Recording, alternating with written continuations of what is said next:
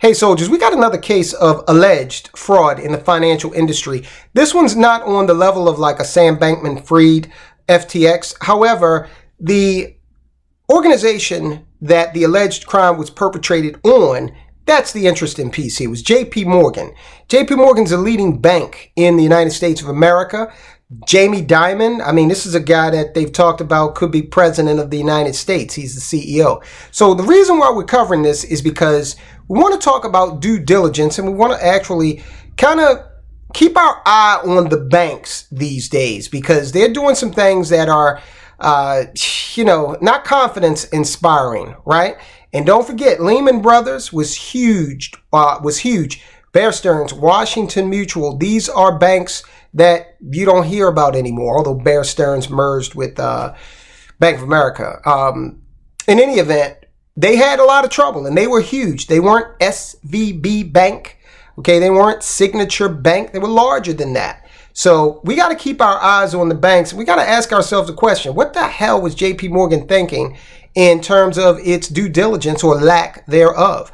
Go ahead, hit the subscribe button, enlist, become a soldier of finance. Now, whether you are a soldier or a recruit, or you're a brand new buck private, all right, we all got one mission here, and that's to hit the thumbs up. Help us with this algorithm so YouTube will be convinced that this is content worth putting out there to the masses. All right, and let me know if you subscribe. Tell me in the comments, and I will salute you. Salute to all of the soldiers of finance. Okay, JP Morgan Chase, all right, they're out there. Not only did they just get possibly defrauded, want to be careful because charges have been brought, but that's certainly not a conviction. But in addition to that, they also literally bought a bag of rocks when they thought they were buying something far more precious. Now, let's get to this alleged fraud first. Frank, founder, was criminally charged today with fraud over $175 million in a JP Morgan deal. This is another case that's going to be handled by the Southern District of New York. Damian Williams. This is the same prosecutor's office that is overseeing FTX and that whole trial. This guy, Damian Williams, I'm telling you right now, he is shopping for G5s. Yes, the airplane. Because he's handling some very high-profile stuff, and some law firm is going to snatch him up.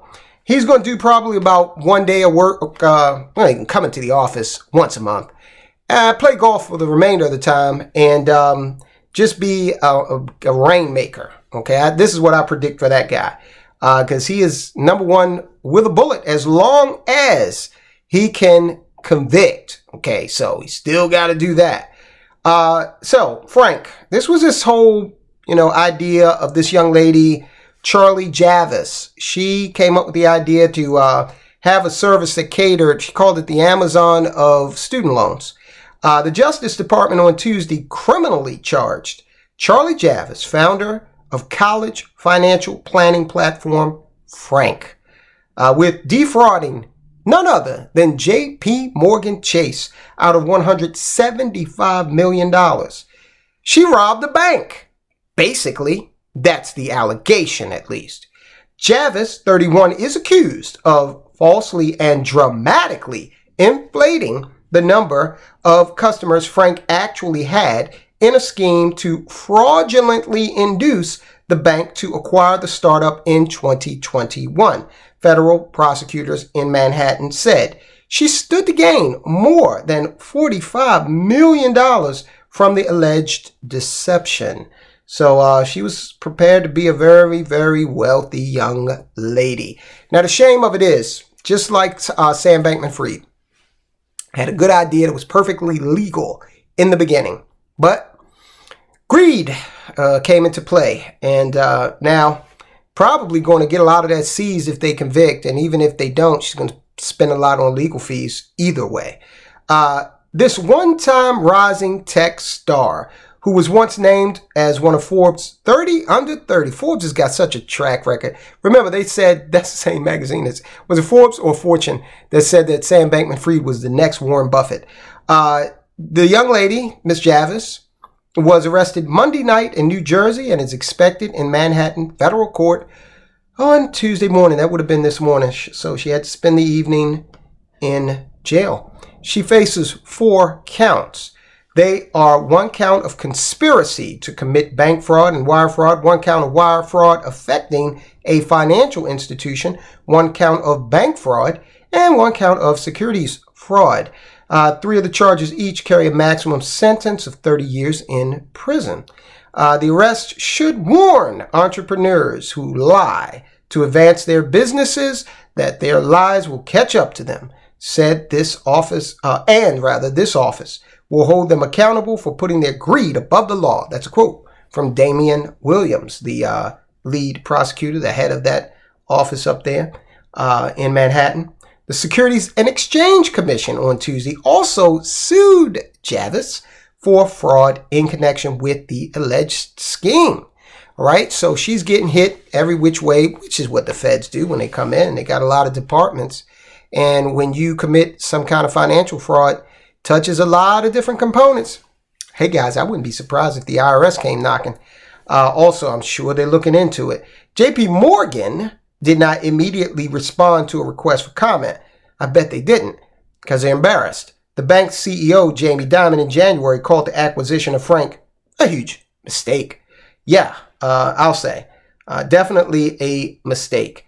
The charges come months after JP Morgan filed a lawsuit against Javis, alleging she duped the bank into believing Frank had more than 4 million customers. Now, what happened was JP Morgan bought the company, and they bought this email list, okay, with all of these emails on it, okay, contacts that she supposedly had.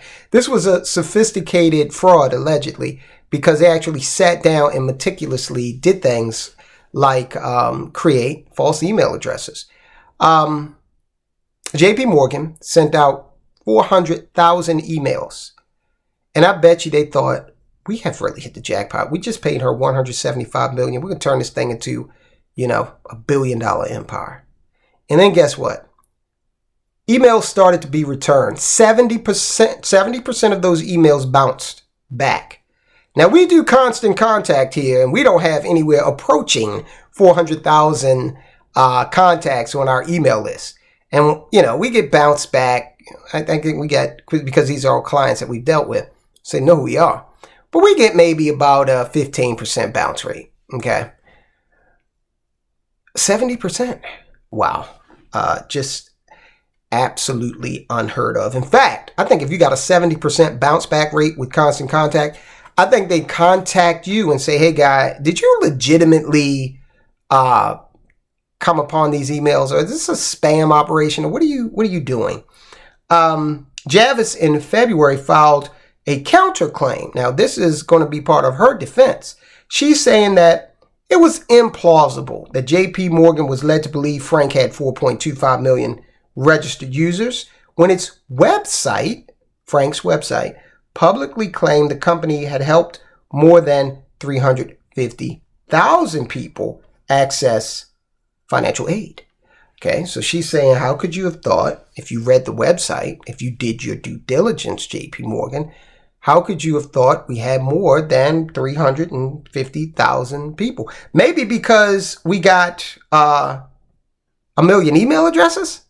Maybe that's what caused us to believe that, okay? We sent out 300,000 emails, okay? So we'll see.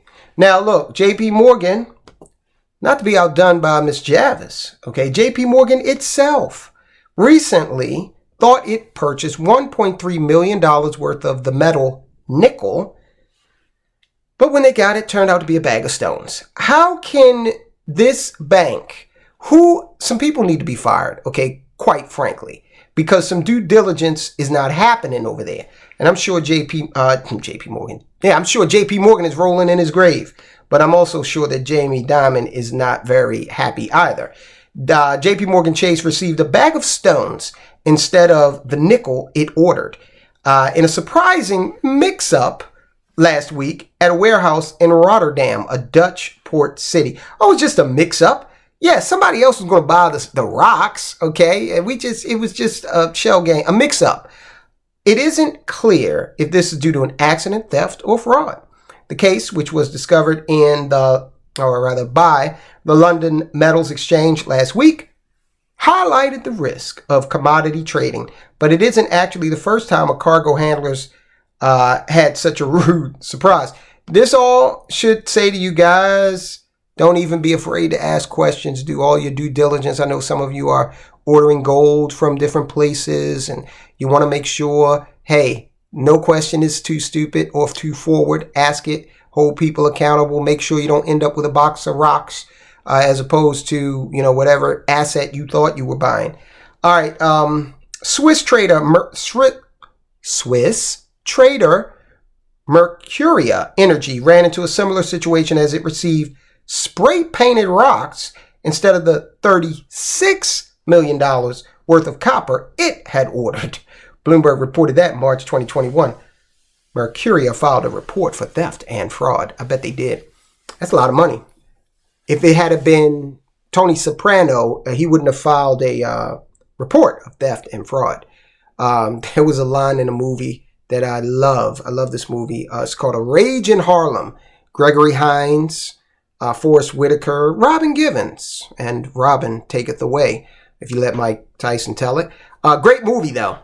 And there's a line in it where Gregory Hines says, some people are going to die on this. Some people are going to have to die on this one. Okay. And I can just imagine Mercuria CEO just standing up and saying, some people are going to have to die on this one. And then the, chairman of the board says, calm down. We're actually a company. We can't do things like that. At least we can't talk about it. Not in polite company. All right. So this has all just been an exercise in proving that you need to do due diligence, number one. And number two, we got to keep a close and watchful eye on the banks, because the banks are out there and they are not, beyond making mistakes. Colossal $175 million mistakes, right? As we've seen JP Morgan do here recently. So we'll keep an eye on it, guys, let you know what's going on. In the meantime, I hope you hit that thumbs up before you leave, and check out this video. It's another financial institution, Blackstone.